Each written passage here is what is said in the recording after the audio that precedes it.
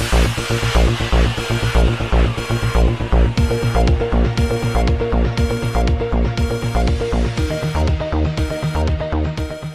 اللہ الرحمن الرحیم۔ السلام علیکم ناظرین، ڈپٹی کمشنر فیصل آباد محمد علی نے احساس کفالت پروگرام کے تحت رجسٹرڈ مستحق خواتین کو مالی امداد فراہم کرنے کے عمل کا جائزہ لینے کے لیے ستیانہ روڈ پر قائم بے نظیر انکم سپورٹ پروگرام کے آفس کا دورہ کیا۔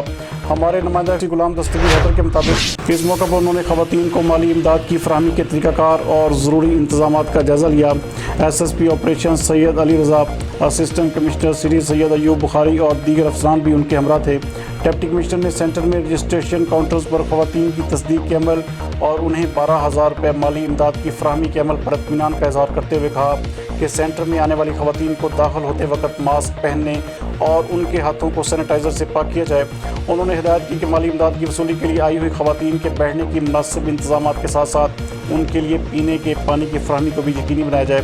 اس سلسلہ میں کسی قسم کی کوئی شکایت سامنے نہیں آنی چاہیے۔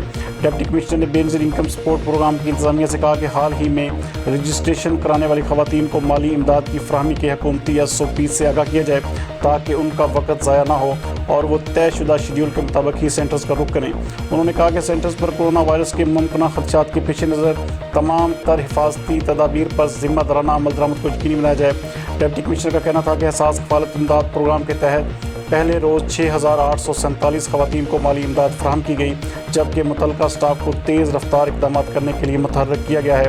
ایس ایس پی آپریشن نے سینٹرز پر حفاظتی انتظامات کو چیک کیا اور بتایا کہ پولیس کے ساتھ ساتھ پاک آرمی اور رینجرز کے دستے بھی سیکیورٹی ڈیوٹی پر تعینات ہیں۔